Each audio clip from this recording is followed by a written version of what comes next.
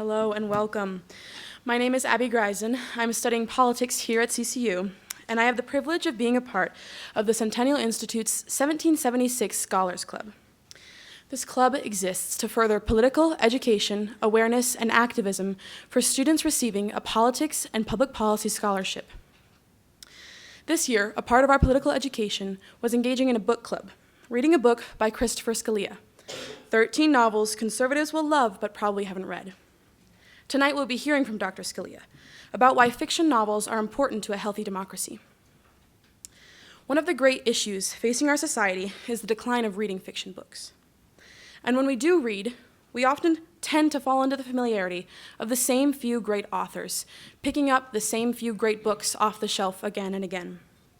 While there's no disputing the contributions and benefits of reading these wonderful novels, Scalia provides a unique perspective. What is his recommendation? To read another book. Scalia persuades us to expand our reading horizons because he believes, quote, "We stand on the shoulders of giants, but there are more giants than we realize."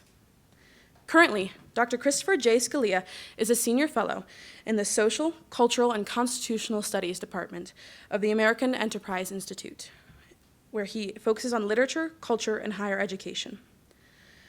The son of the late U.S. Supreme Court Justice Antonin Scalia, Dr. Scalia opted to pursue literature.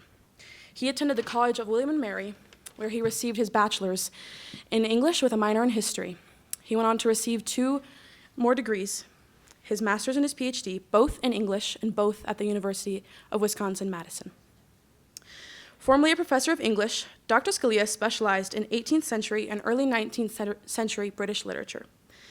He also spent 3 years as the director of the American Enterprise Institute's Academic Programs Department, where he led educational and professional development programs and events for college students around the country. Dr. Scalia has written or co-authored several books, and many of his shorter publications have appeared in various news sources such as the Wall Street Journal, the Washington Post, and USA Today. It is an honor and a privilege to have Dr. Scalia here with us tonight. Please join me in welcoming to the stage Dr. Christopher Scalia.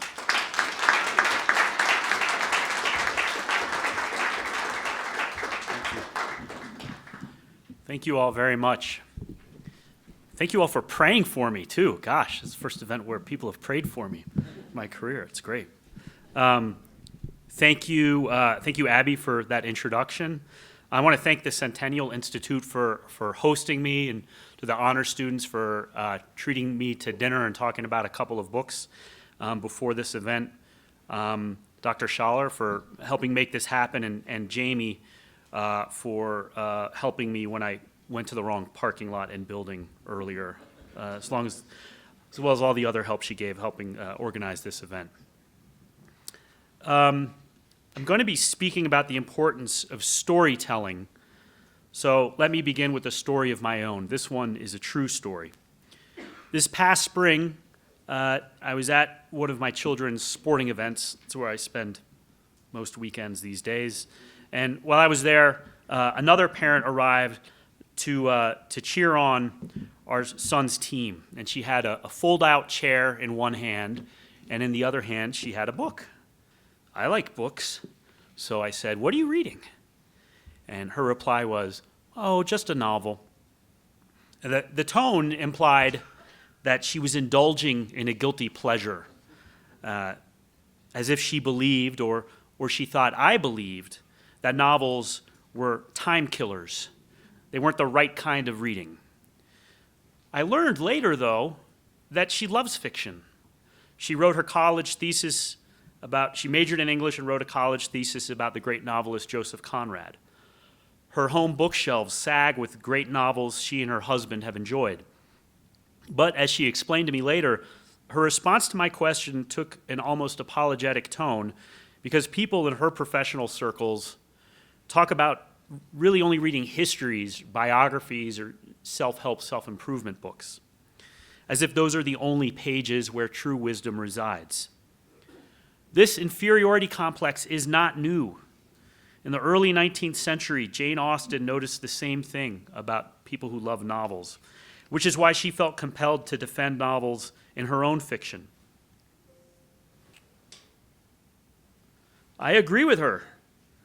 when she writes in Pride and Prejudice, "The person, be it gentleman or lady, who has not pleasure in a good novel must be intolerably stupid."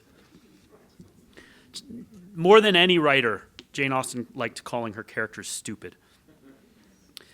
She also writes, novels are works in which the greatest powers of the mind are displayed, in which the most thorough knowledge of human nature, the happiest delineation of its varieties, the liveliest effusions of wit and humor are conveyed to the world in the best chosen language. It's a wonderful encapsulation of a great novel. But I suspect few people today agree with Austen, which could be one reason people are reading so little. Not just fiction, to be fair, but literature in general. If you're not reading much, you're not alone. In the early 1980s, the National Endowment for the Arts found that about 57% of Americans had read literature in the past year. So most Americans. 20 years later, though, in the early 2000s, the NEA found a 10-point drop in that percentage. And that continued to drop. And the most recent report on that subject, published by the NEA in 2023, found that fewer American adults were reading literature than ever. Only 37.6% reported reading it in the past year. So that's a drop of nearly 20% over 4 decades. I'm more of an English guy than a math guy, but I'm pretty sure I got that right.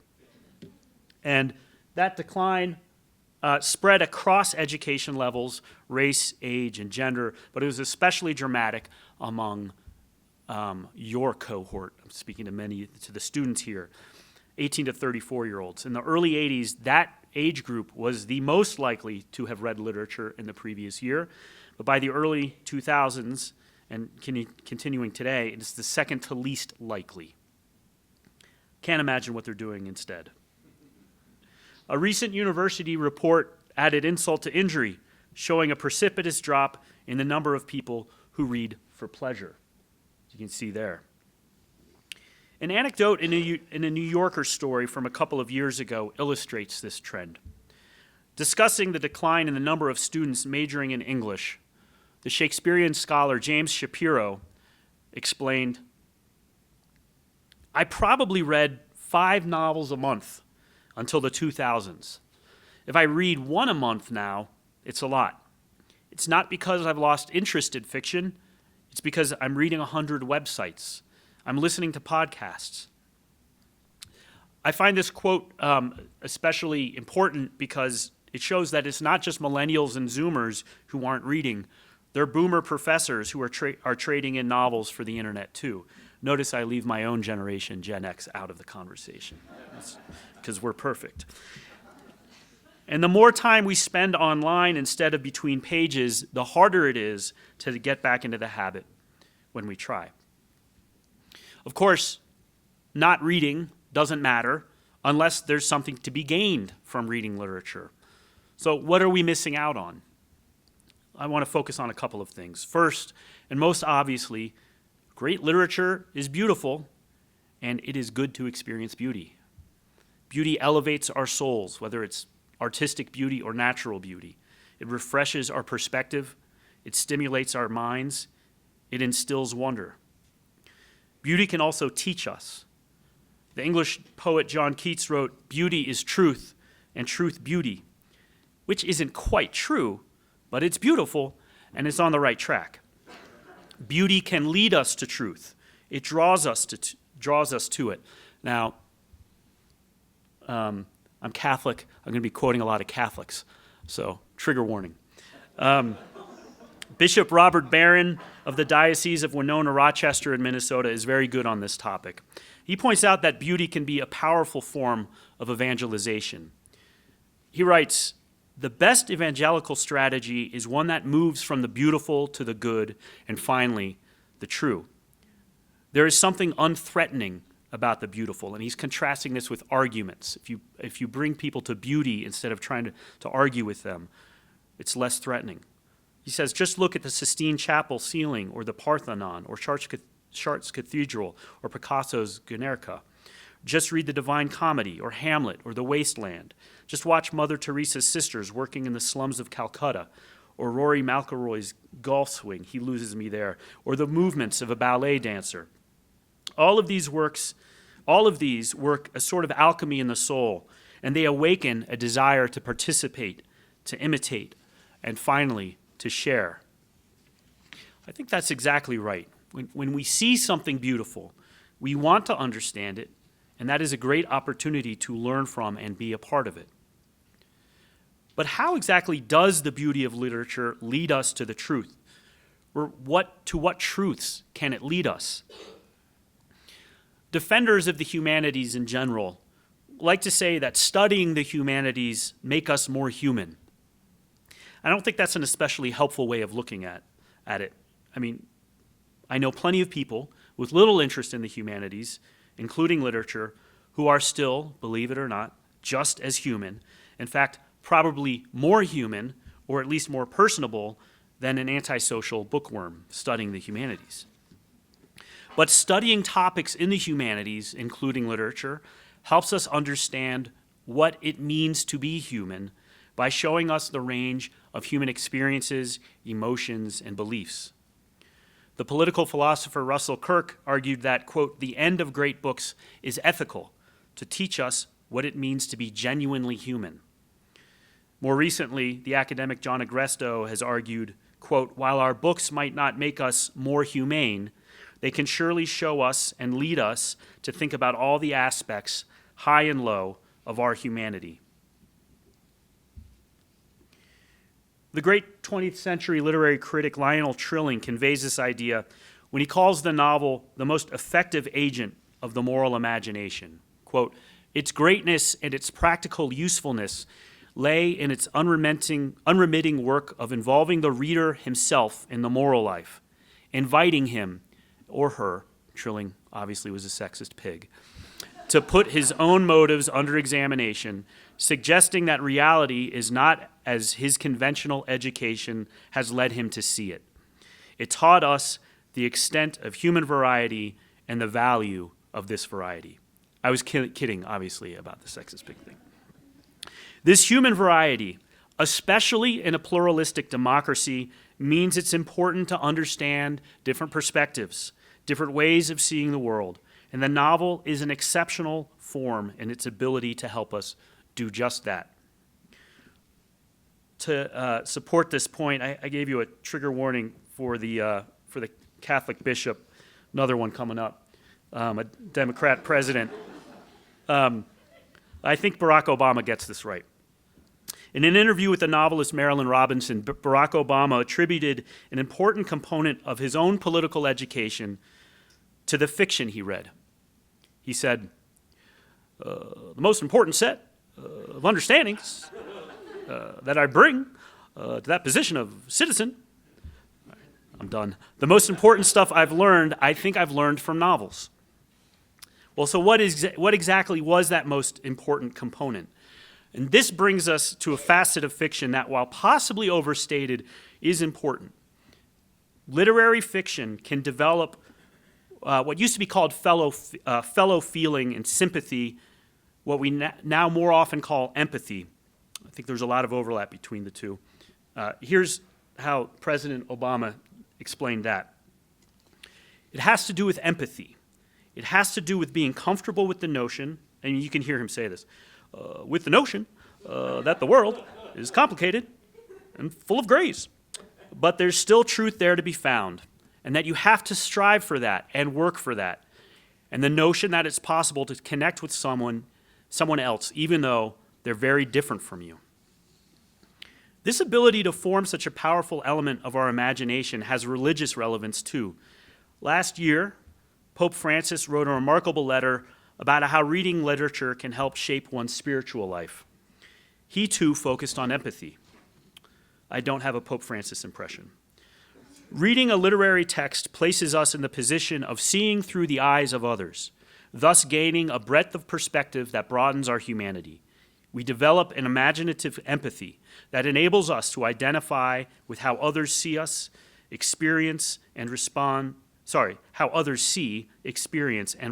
reality. Without such empathy, there can be no solidarity, sharing, compassion, mercy. In reading, we discover that our feelings are not simply our own, they are universal. And so even the most destitute person does not feel alone. If you're skeptical about these claims, because they come from Democrats or Catholics, they've been confirmed by a number of scientific studies. The Harvard Business Review reports that, quote, reading literary fiction is an effective way to enhance the brain's ability to keep an open mind while processing information. Another expert claims that, quote, reading novels enables us to become better at actually understanding other people and what they're up to. That expert is a scientist, I should make clear. It's no coincidence, I think, that the novel developed in Britain at a time when thinkers like David Hume and Adam Smith were immersed in theories of what they called sympathy. Indeed, one of the earliest subgenres of fiction in 18th century Britain was the novel of sensibility, in which characters demonstrated their virtue and goodness by expressing sympathy for those around them. Often that entailed crying profusely at another person's troubles. By the early 19th century, novelists were dropping us deep into the psyches of their characters through omniscient narrators who knew and shared with us every thought and emotion of their characters. Now, it is true that Joseph Stalin's love of fiction did not keep him from killing millions of people. Liking great fiction will not necessarily make you a good and merciful person, but let's just call him an exception to the rule. A scholar of Slavic literature once pointed out that Joseph Stalin had an incredible library, and the authors of many of the books in that library were people he sent to gulags or to their executions. So you can see why this ability to understand or feel with others would be especially relevant in our present day. Consider a recent poll conducted by NPR, PBS, and Marist, which found that 3 in 10 people now say that Americans may have to resort to violence to get the country back on track. Republicans think this more than Democrats, but Democrats think it much more than they used to. As the NPR report about this explains, quote, the findings come after a string of high-profile attacks of political violence, including the assassination of conservative activist Charlie Kirk last month. So this was after the Charlie Kirk assassination. More people thought that we could resort to political violence. We need to understand each other better. I'm not Pollyannish enough to think that we'd all get along if we just read more fiction, but I do think that this predilection for committing violence or this acceptance of violence against people we disagree with arises from an unwillingness to engage with or understand them. The social muscles necessary for those abilities have atrophied, and fiction is one way to exercise them. All right. Having praised the novel's ability to develop our sympathetic imagination, I also think it's important to point out that great novels do not necessarily withhold judgment or ask us to suspend our own judgment. That is, just because we feel sympathetic towards characters does not mean we necessarily love what they're doing. In that same letter I quoted earlier, Pope Francis clarified, literature is not relativistic. It does not strip us of our values. The symbolic representation of good and evil, of truth and falsehood, does not dispense from moral judgment, but prevents us from blind or superficial condemnation. The American short story master Flannery O'Connor complained, it's considered an absolute necessity these days for writers to have compassion. Usually, I think what is meant by it is that the writer excuses all human weakness because human weakness is human. The kind of hazy compassion demanded of the writer now makes it difficult for him to be anti-anything. My point is, readers should be open to literature that judges and condemns characters who commit evil or just stupid things, even as it recognizes the complexities and ambiguities of the world around us. In the process of exploring the minds and motives of its characters, great fiction also artfully instructs us by offering important insights into how to live. It asks important questions about what matters to us and why, even if it doesn't explicitly ask the questions. So, just off the top of my head, a few questions that a great novel may ask and engage the reader in.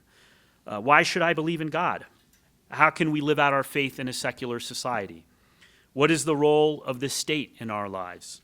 How do we resolve the tension between the individual and the collective? What are the keys to a happy marriage or a good relationship? And what makes a person good? Art does not necessarily answer those questions.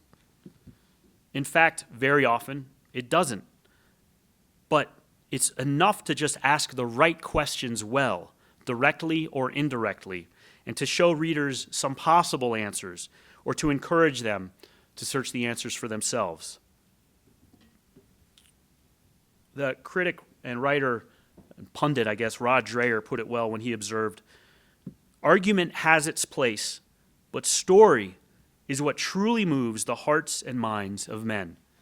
The power of myth, which is to say the power of storytelling, is the power to form and enlighten the moral imagination, which is how we learn right from wrong, the proper ordering of our souls, and what it means to be human." There's that phrase again. What it means to be human. Having made these cases for fiction, I want to turn to showing them in action by looking at two novels that have been on my mind lately because I wrote about them in my new book, 13 Novels Conservatives Will Love But Probably Haven't Read, available at fine bookstores everywhere. It's actually not available at many bookstores, but you can order it online. I choose these two books because I think they're excellent and because they show how fiction can engage with two issues you probably think a lot about and have been thinking a lot about recently in particular: your country and your faith. What I hope to show you is that these novels explore questions of, on the one hand, American identity and promise, and on the other, religious faith and God's presence in our lives. And they do so in powerful and provocative ways that I think other art forms cannot. And they do so even though they are about people who lived very different lives than your own and in very different times. The first work we'll look at is the 1918 novel My Antonia by Willa Cather. Raise your hand if you've read My Antonia. All right, good for you guys. Get extra credit. This remarkable novel is a powerful, poignant account of what we sometimes call the American dream, or to put it less hokily, but still optimistically, the novel depicts the opportunities that this nation provides for upward mobility to resilient, hard-working people, native-born and newcomer alike. It looks at a lot of other things. I wanted to, just in case you think those are the only things the novel looks at, it looks at a lot of other things that I list there. But I want to focus here on that American angle. Most of the novel is narrated by a lawyer named Jim Burton, who is recalling his childhood growing up in and helping settle, really, the Nebraska plains during the late 19th century, shortly after it became a state. Most of his memories have to do with the girl he knew then, Antonia Shimerda, whose family immigrated to Nebraska from what we now call the Czech Republic. Before we get to her, and we will get to her because it is her novel, let's talk about Jim, the narrator. Jim was born in Virginia, but after his parents died when he was a young boy, he moved to live with relatives in Nebraska. Overcoming this tragic loss and the difficult transition to a new environment from the Blue Ridge Mountains to the plains, he eventually left Nebraska. He went to the University of Nebraska, studied classics, and then went to Harvard, got a graduate degree, and then he enjoyed a successful career as a lawyer for railroads. Although his marriage is unhappy, we are told that, quote, disappointments have not changed Jim. The romantic disposition, which often made him seem very funny as a boy, has been one of the strongest elements in his success. He loves with a personal passion the great country through which his railway runs and branches. His faith in it and his knowledge of it have played an important part in its development. That is, Jim loves America. You say she doesn't say this, but you could say he's a patriot. And that love for his country helps him build his country and develop his country.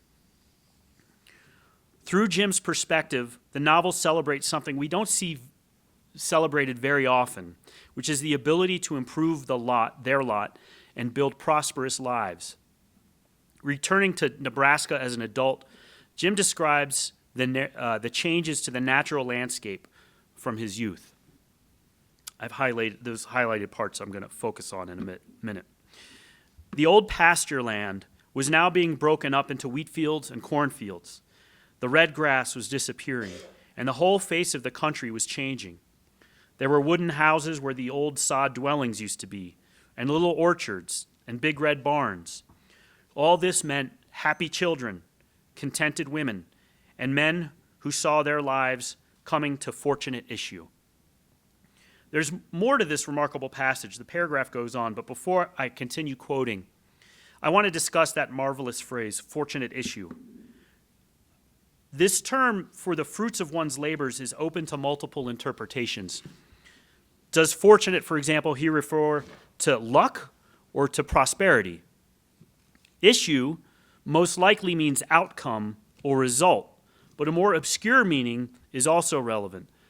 Issue also means the act of flowing out, and I think that makes sense here.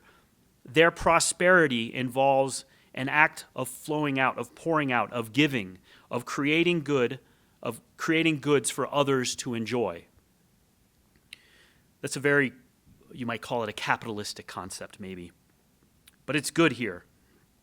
Jim further describes this success as the cooperation of nature and man, and he perceives continuity even in the remarkable changes he sees around him.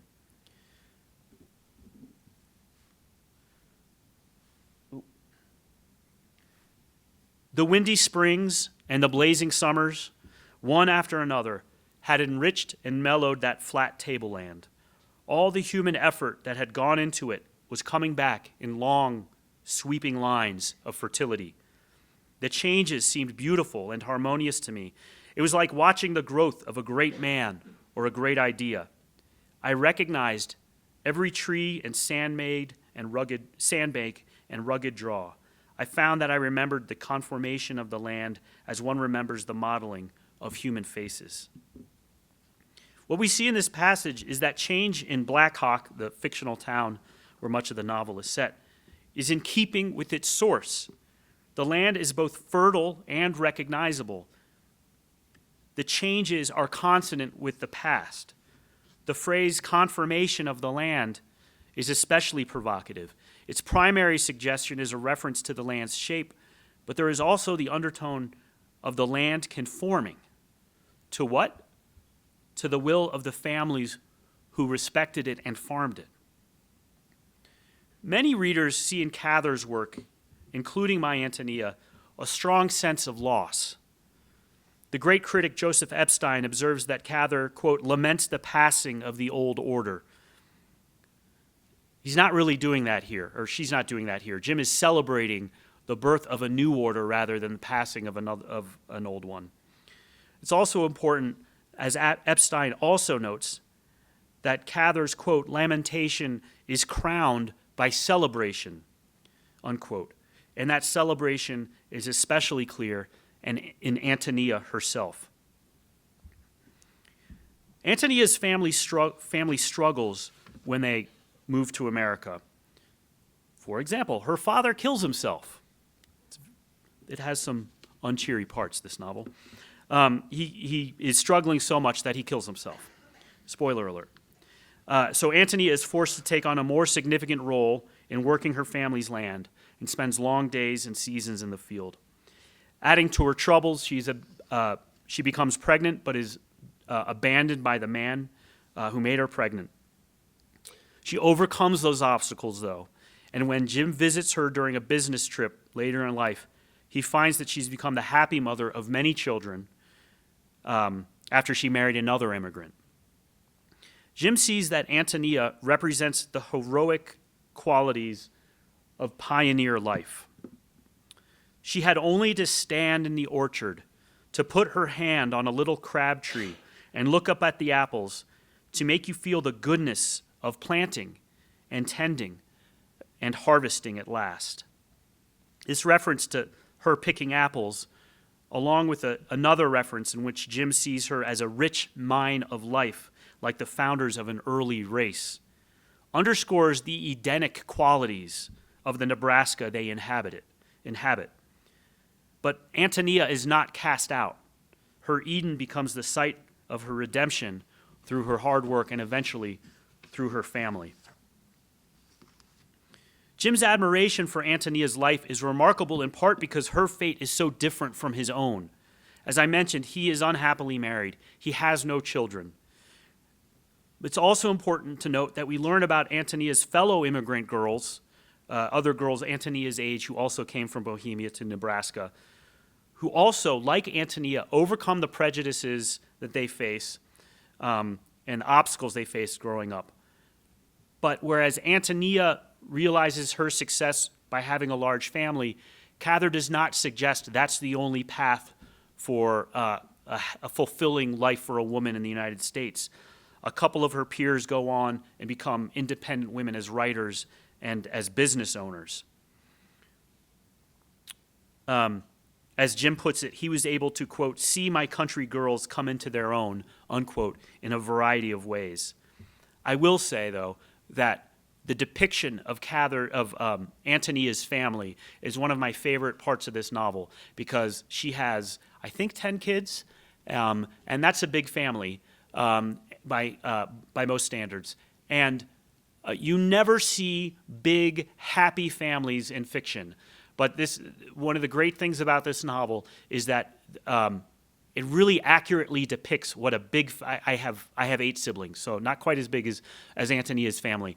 But she captures the rowdy joy that a great big family is capable of, and really not many novelists do that. And Cather didn't have a big, happy family. She didn't have many siblings herself, not nearly that many, and she didn't have any children of her own. So it's a remarkable imaginative feat. What's more, Cather does not suggest that all immigrants are virtuous people, or that they don't face prejudice, or that they all realize the American dream. The novel is too good to be so straightforward. But My Antonia will broaden your understanding of the American experience and confirm or reinforce your best instincts about America's promise. It presents a vision of the United States that we still cherish, one that acknowledges the many varieties of this land's fortunate issue available through resilience and hard work. Let's go from a 20th century account of 19th century Nebraska to a 21st century account of 1960s Minnesota. Seamless transition. The second novel I want to discuss is Leif Enger's Peace Like a River. How many people not in the honors program have read this one? Oh, great. Okay, good. It's really good, isn't it? It really is. I was saying this earlier. Not many people have read this novel, but I've never met anybody who's read it who didn't love it. And if you disagree, you're obviously wrong. This novel recounts a remarkable and tragic year in the life of the Land family of Roofing, Minnesota. The father, Jeremiah, is a janitor at the public school, and he's raising 3 children on his own. The story is narrated by Jeremiah's second child, an 11-year-old. Well, he's 11 years old when the novel is set, but he's older when he narrates the events. Named Reuben, who is characterized most by his asthma and by his faith. These 2 traits are closely related. He believes his very life to be a miracle because he wasn't breathing when he was first born, and it took his father's remarkable intervention to keep him alive. He still experiences frequent asthmatic bouts that require an elaborate and primitive prescription of steam and firm backslapping. His precocious kid sister, Swede, is a master storyteller who regales her family with ballads of the Old West. And their older brother, Davy, is a rebellious high schooler and, for much of the novel, a fugitive. Early on, we learn that Jeremiah had an encounter with a couple of local thugs as they tried to rape a girl in the school locker room. The thugs vow revenge on Jeremiah and his family, and they get it bit by bit. First by vandalizing their home, then by abducting the girl, Swede, for a joyride, leaving her shaken and bruised, and finally by breaking into the land home one night. That was a mistake, because Davy shoots them then. He stands trial for his crime, but too rebellious to sit around and wait for the jury's verdict, he escapes from prison. Davy's father and siblings set out in search of the fugitive and make their way to the Badlands of North Dakota. At this point, it becomes kind of a neo-Western. It's great. It becomes a race to see who can find Davy first, the lands or the feds. I won't spoil the ending by saying who wins that race. I can say that the quest to bring him home ends in mixed results, including the violent death of one member of the Land family. Gasp.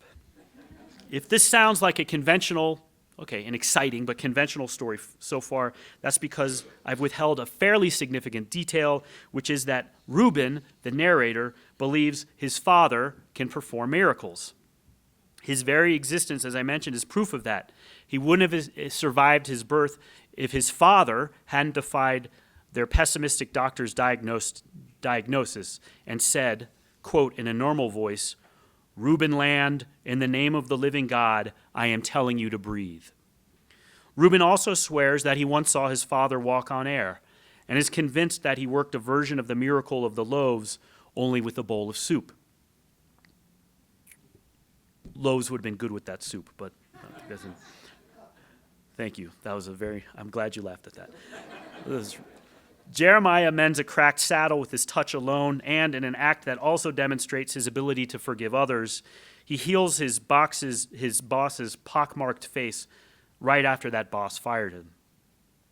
All of that is in addition to Jeremiah surviving a close encounter with a tornado. You're familiar with the expression to reap the whirlwind. The whirlwind reaps Jeremiah, but then it safely sows him back to the earth. And that's an event in Jeremiah's life that changes everything for him and inspires him to change his life, taking it in a different direction.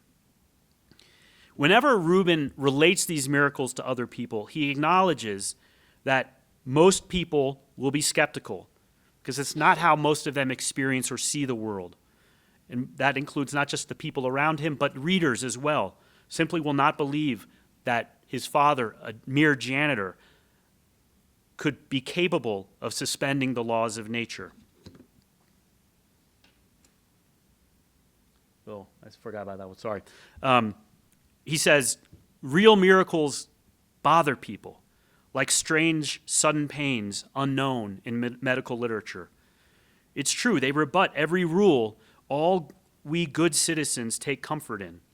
People fear miracles because they fear being changed, though ignoring them will change you also. So Reuben only testifies to what he has witnessed and leaves it to us to draw our own conclusions. His refrain throughout the novel is, "Make of it what you will."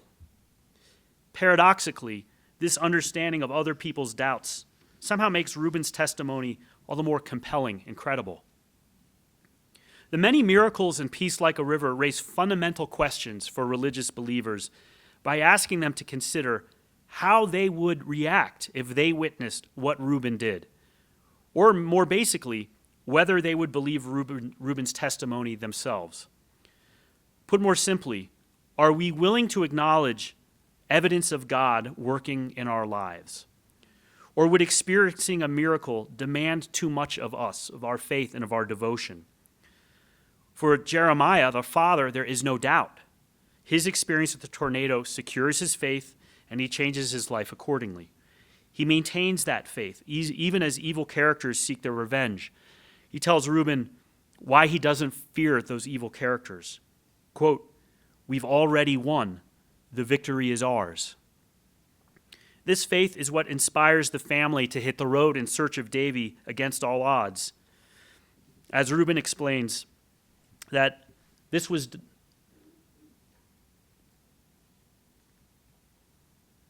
technical difficulties. This was done on faith alone. Faith brought this about.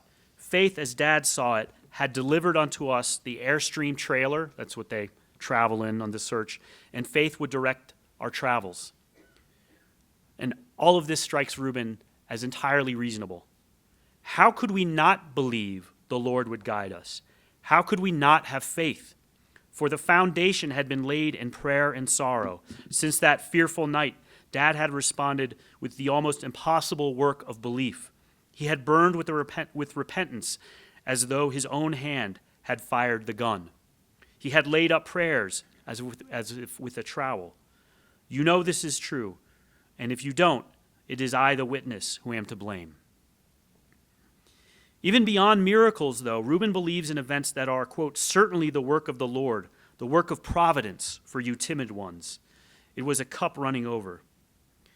And at the time of the narration, long after the setting of the novel, he, quote, breathes deeply, and certainty enters into me like a piece of science. I love that term, like a piece of science. It's a wonderful image of deep faith, penetrating and undoubtable and likened to the scientific knowledge that is so often understood as its opposite. Faith is not so simple for other characters. Reuben's sister, Swede, is troubled by the consistency of the miracles. She wonders if the family can somehow escape notice from the cops, even though they're driving a car with an enormous trailer hitched to it. Why did they have to worry about filling their tank with gas? Wasn't that something a miracle worker could replenish? I mean, he could refill soup. Couldn't he refill the gas tank? And she's not a witness to the miracles that her brother sees, but she is persuaded by his account of one miracle, when Jeremiah mends a broken saddle. What's most remarkable about this miracle, Reuben explains, isn't that it was performed, but that Swede had never noticed it before, even though she'd sat on the saddle often since her father mended it. Reuben acknowledges, odd on the face of it, I know, but we're fearful people, the best of us. We see a newborn moth unwrapping itself and announce, look, children, a miracle. But let an irreversible wound be knit back into seamlessness. We won't even see it, though we look at it every day. This novel gets to the difficulty of faith because it demands so much of how we see the world. Contrast this faith with the attitude of the novel's villain, a man named Walter, who readers immediately have a bad feeling about. One reason for that reaction is that Walter rejects the very notion of any authority greater than himself.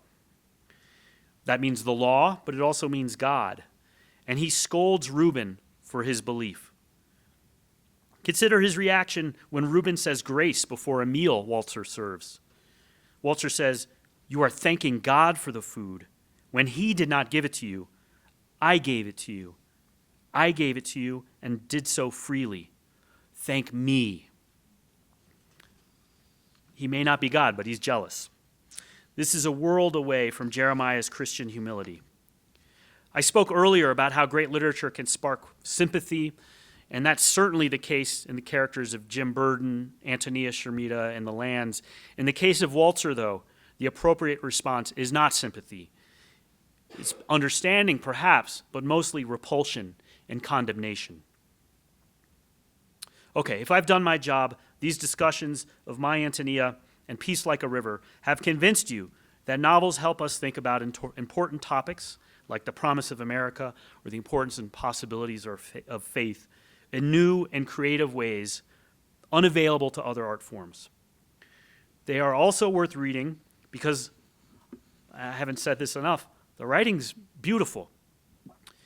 Cather, for example, gives us stunning landscapes. Both of these works give us fascinating characters. They're often both very funny, and the stories are compelling.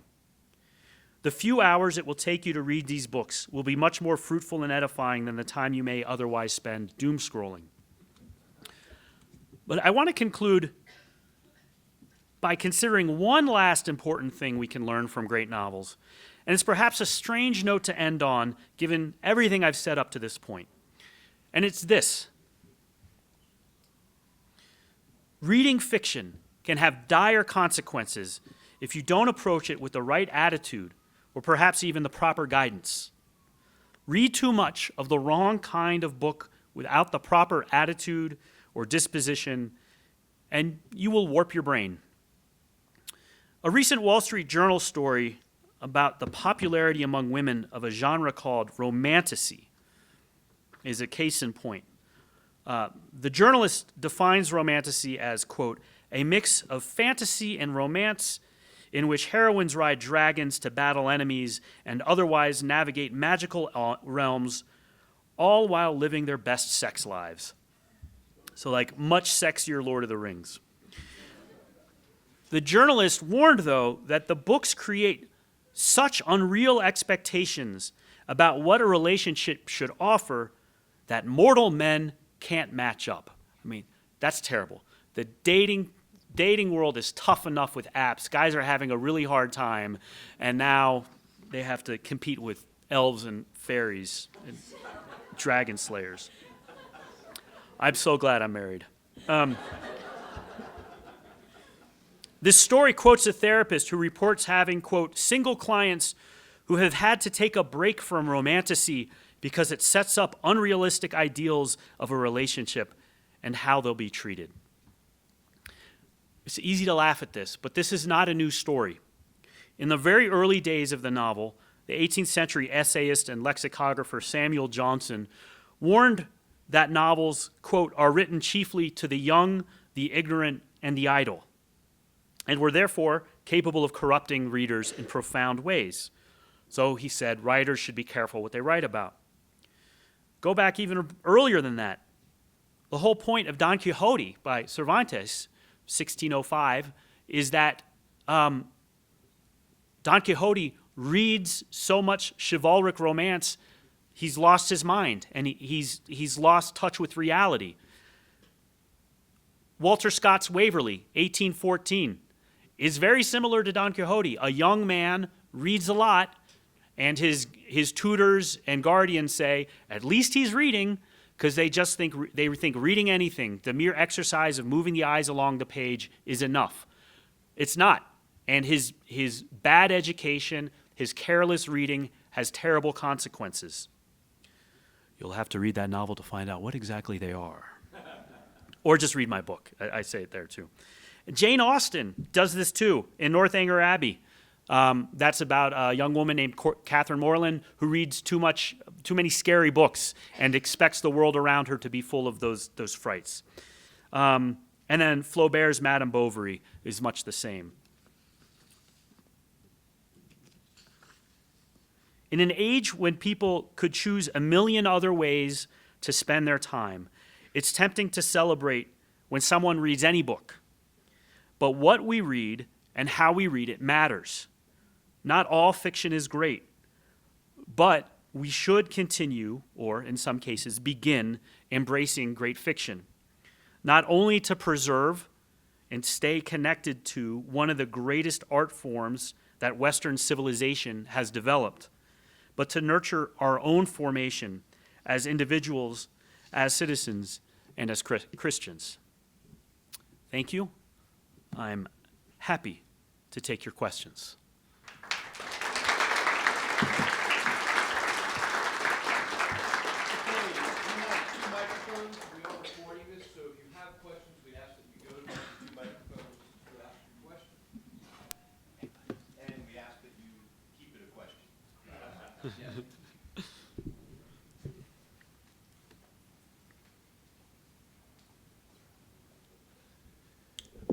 Thank you.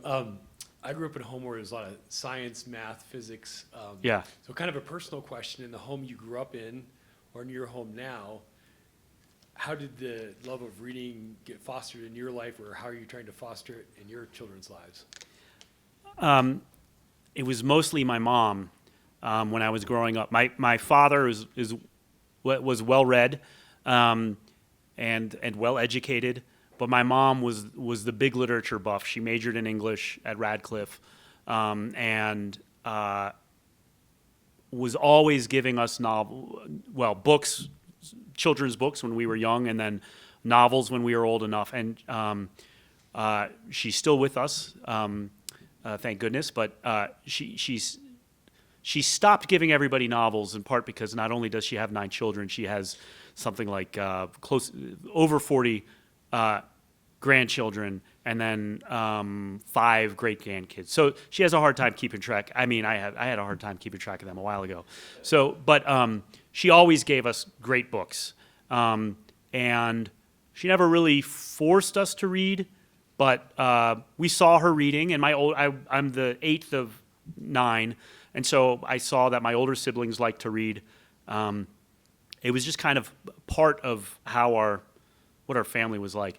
It's strange. I don't remember my parents reading to me that much, but they just made clear that reading was something to be done by doing it themselves, and by encouraging us to do it by giving us books and by talking about books. I struggle in my own house. I was talking to students earlier about this. My children don't read as much as I would like them to, and sometimes I want to be more aggressive about making them read, but am worried, that'll make them resent it and dislike it. So I'm trying to do the same thing. I read very often. They see that. My wife likes reading as well, and we have a lot of good books around the house, and I like to nudge them in that direction by checking books out from the library or buying cheap books here and there that I think they might like. But it is hard. Hello, my name Hi. is Josiah. I was an English major here at CCU, Great. so always good to see more English majors and everything like that. I have lots of story ideas, and I want to write, and I have ideas for things for novels, scripts, and things like that. Do you have any advice for people like me who are interested in trying to contribute to this legacy of the novel? You should write. That's the simple answer. The 3-word answer and Nike slogan is just do it, which I know is easier said than done. But you should write, and you should find people to read your writing. If you have any friends who like reading, or if there's a writing group around here, share your work, get a sense of what you're doing well and what you could improve upon. Ideas are always better in your head, and writing is hard work, and when you write, you realize either the idea was bad or a lot harder than you anticipated, but you don't know until you start writing, and as you write, you make new discoveries and have new ideas. I'm trying to psych myself up too as I say this, but you should also read a lot too. All great writers read a lot, and early on especially, you should be shameless about ripping off the writers you admire. That does not mean plagiarizing, but imitating. If you encounter a paragraph you really like, or study that paragraph, figure out what the writer does, how the writer makes that paragraph work, and imitate it. Pick a different subject matter, but imitate the sentence structures, the sentence lengths, the varieties, things like that. Pay attention to the choice of verbs. And same with poems. If you memorize a poem you love, and then and imitate it. Choose a similar subject matter, and imitate that form. Those are all complex ways or detailed ways of saying keep writing, and share that writing. If you're uncomfortable about sending it out for publication, that's fine. But have somebody, make friends who are willing to read it. Thanks. Hello. Hi. Whoa, okay. I'm Lene Gentry. I'm a freshman English major here. This was a conversation that I had with a family member a while ago about what stories young Christians should be giving themselves. And I was like, is there an example of a novel you really liked that on surface level was very secular but had a message in it that could be taken away in a Christian worldview? I'm sure the answer is yes. So I'll say yes, but I can't think of it offhand. I think that I think there's a lot to be celebrated about explicitly Christian literature that is that can be appreciated by non-Christians or could bring non-Christians to Christianity. I think especially of a couple of novels I was talking about to the honors group earlier, Brideshead Revisited by Evelyn Waugh, or The End of the Affair by Graham Greene. Or one of the books I write about in my book, The Girls of Slender Means by Muriel Spark. These are novels about skeptics who are brought to Christianity, and they are obviously religious, but they recognize the failings of religious people. They recognize the difficulties of Christianity. The problem with a lot of great Christian literature, or with a lot of Christian literature, is that it can become it is too simply pious. This was one of Flannery O'Connor's great complaints about Christian literature.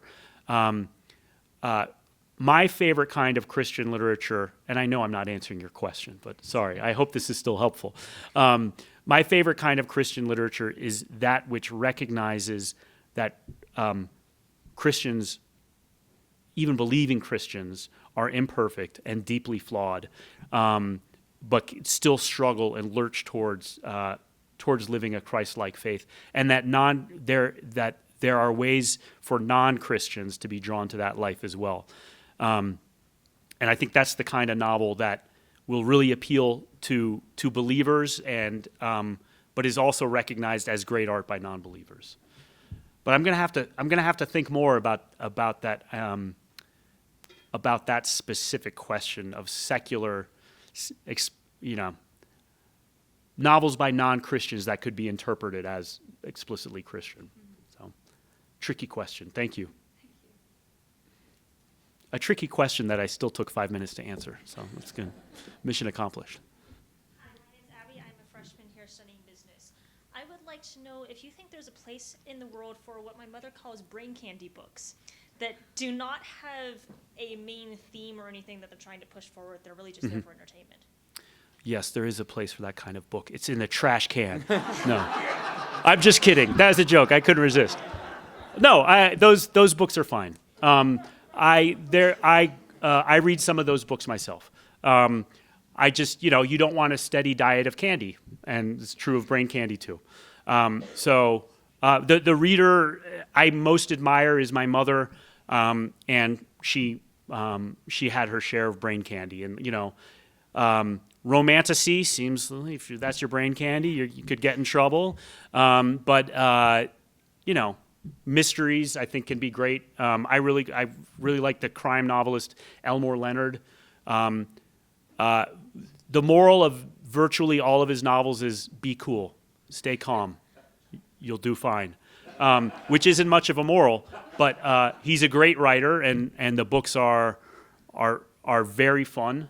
But I think basically at that brain candy level. So yeah, there is a place, but you want that brain candy to be part of a broader diet. Thank you. I want to thank you for lecturing. It was good and very interesting. I think the essence of my question is, what is a true story?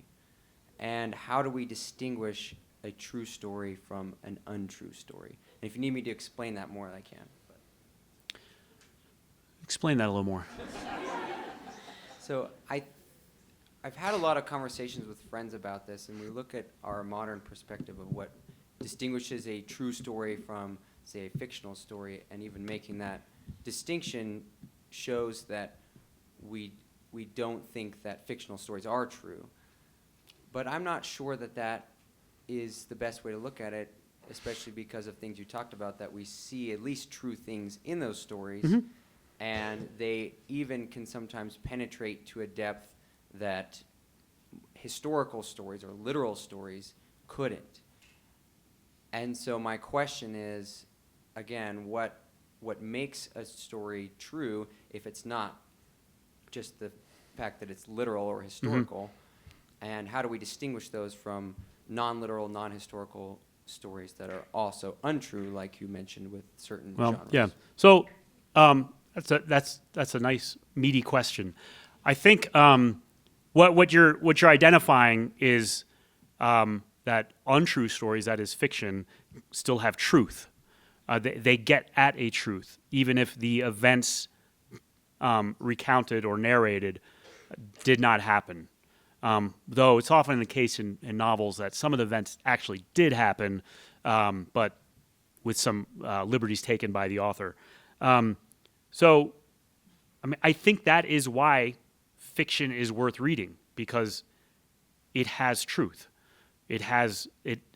Beauty brings us to that truth. And what I hope I've been talking is about, in what I hope I conveyed in the earlier lecture was that was what some of those truths can be. All great art makes great art lies, but in the process shows us the truth. And I think that is a helpful way of understanding it. And I've butchered a much tidier aphorism, but that's how I understand it. So when you're talking about fiction, you obviously need to understand that what you have read is not literally true, but that does not mean you cannot take truths from it. And that can be dangerous. I suspect you guys are like me, and you wince when anybody says, "That's my truth," because, well, there's a truth. There's not your truth and my truth. There is a truth, and we may disagree about what it is, but we're trying to get at it. But in the case of fiction, though it is untrue, as with any art, it can reveal the truth to us. I think I answered your question. Did I? Sure. I'm not. I just leave it with the stinger then. Is Lord of the Rings a true story? No, of course not. But there is truth in the story. Right? Thank you. Yeah, you're welcome. I really hope it's not a true story. I would. The truth is out there. Hi, thank you so much. That talk was so great and fascinating. Thank you. My question is about what characterizes a good reader. Because you've talked some about what Yeah. characterizes good fiction or Yeah. good novels. So how does that relate to, how can we be good readers? A good reader, thank you for that question. I like it very much. A good reader is somebody who is first willing to encounter the work, and in this case, a novel, on the novel's own terms, and like it or dislike it on those terms, and that means that's part of the process of empathy of reading, or being able to put aside what's around you and immersing yourself deeply into the work. A good reader is attentive. A good reader does not. This is hilarious. An alarm just went off on my phone. This happened when I was talking to the honors students. I was talking about the importance of avoiding your phone, and ESPN gave me an important update right when I was talking about this. So I put my phone on silence, and it still buzzed. So, a good reader will understand that you have to find a quiet place free of distractions. A good reader does not need to like what he or she is reading, but a good reader will make a fair effort to understand it and understand what that author is trying to do. Does that make sense? So when I wrote my book, there were a lot of novels I thought I would include, and there are a lot of writers I know I should like, or I call them guilty displeasures. I respect a lot of people who like these authors, but I just can't. I don't like the authors. I can't bring myself to do it. But I made the effort, so I feel like I was a good reader, even if I didn't think the reading was good. So, thank you. Thank you so much. Good evening, Dr. Scalia. Good evening. It's a pleasure to have you. My name is Quasi. I'm sorry, I'm a little tall. I can relate. Yeah.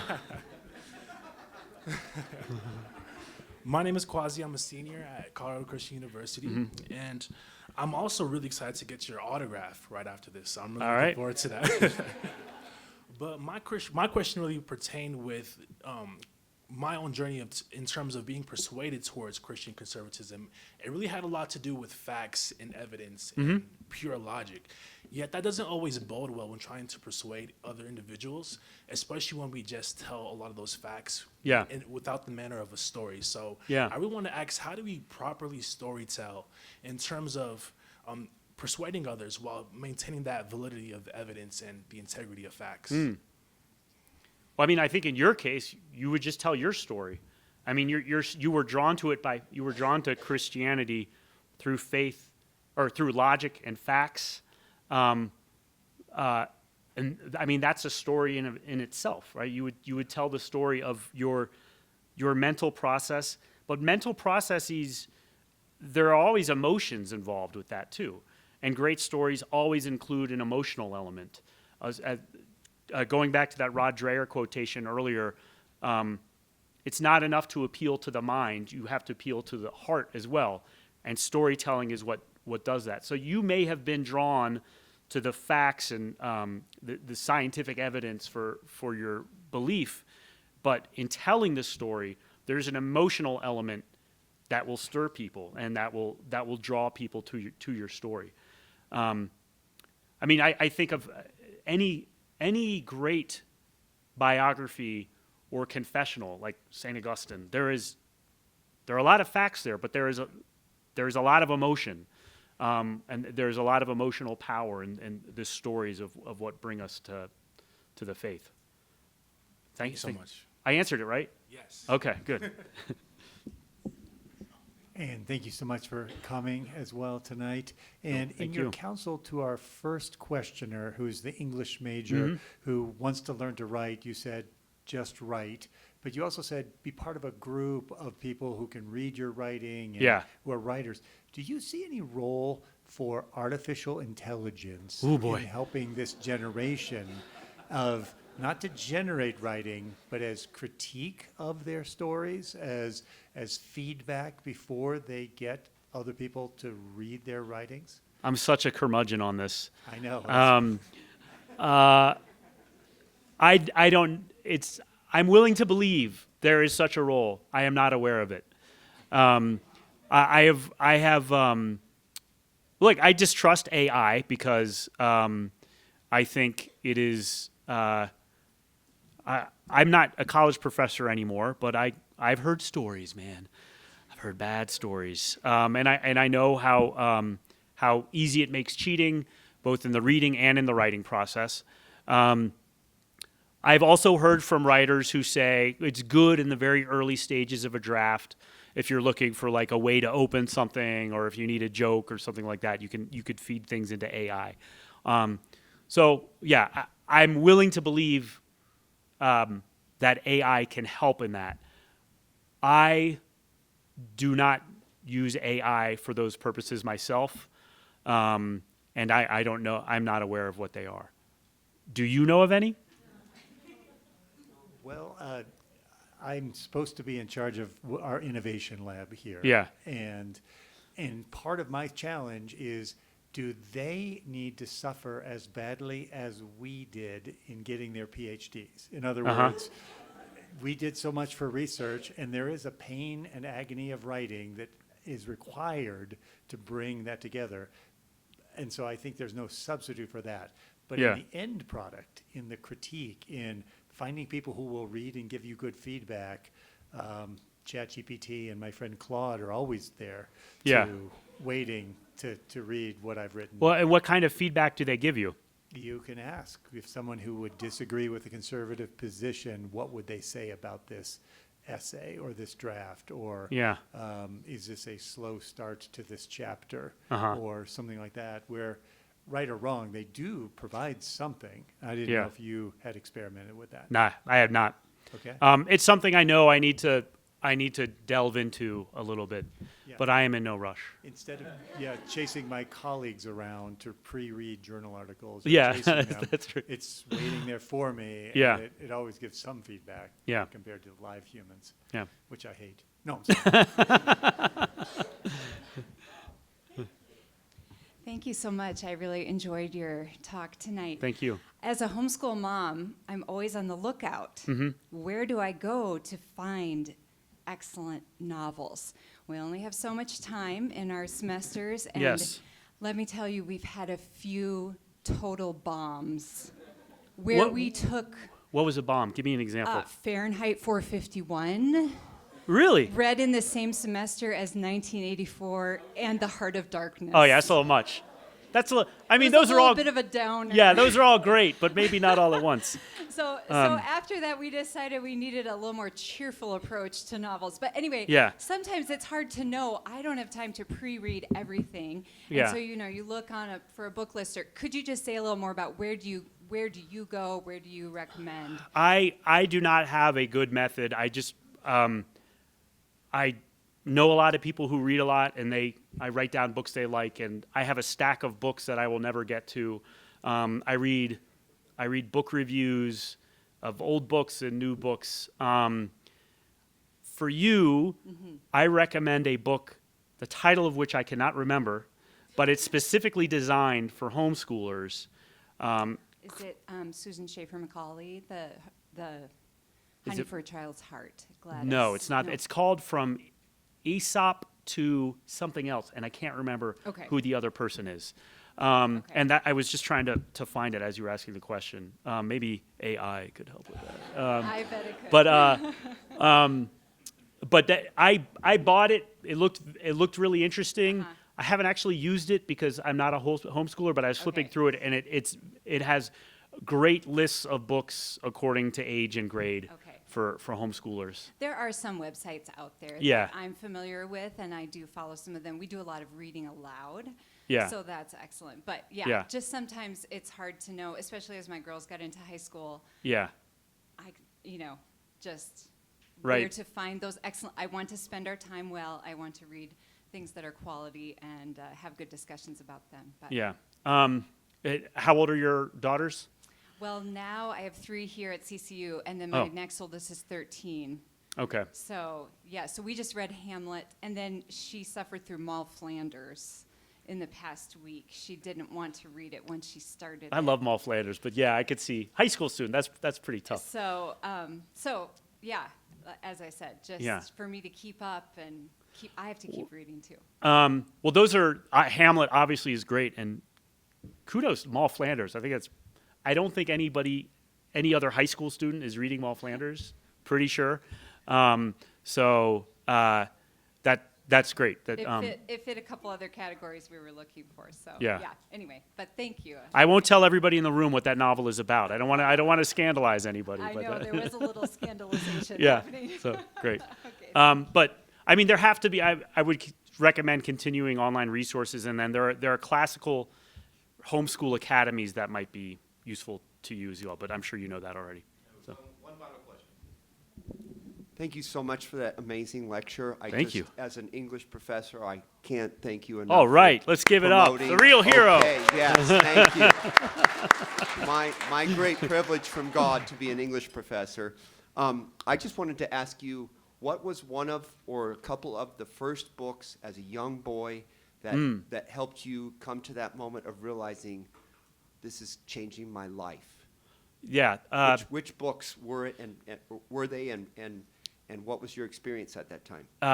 My freshman year of college, I was one of those people who thought I would major in religion or philosophy or history or a dozen other things, including English. But then my first semester at William and Mary, I had a class. It was a survey class on British literature, and when we got to romantic poetry, that was it. Coleridge in particular, Coleridge's conversation poems, but and then Keats. That's also when I fell in love with Keats, and from then on I was just definitely going to be an English major. So I had liked reading before that, but that those works really got to me in a way that others had not. And then what really changed things was when a couple years later, same professor, this Professor Robert McCubbin is the professor I had my freshman year for that survey course. I took a few other classes with him. About half the novels I write about in 13 Novels Conservatives Will Love, I encountered because of him, either because he mentioned the author or he taught me the novel. He was not, I don't think he was conservative. He was left of center, but I connected to his taste, and he introduced me to so many great works. So I was going to say later at William and Mary, he introduced me. I read a Walter Scott novel in his class, and then Walter Scott is still my obsession as my favorite novelist to write about and study. So I think it would be those. I mean, I wasn't a bookworm, but there were series of novels I loved growing up, but those were the experiences that really clicked for me. Thank you. Thank you. Thanks for the question. Okay, thank you. Thank you all very much. Thank you. Before we go, just quick announcements. We have a very busy week at Centennial Institute. So this Thursday at 12:15, Dr. Andre Archie, who's a classicist, a professor at Colorado State University, is going to be giving a talk on the virtue of colorblindness and the classics.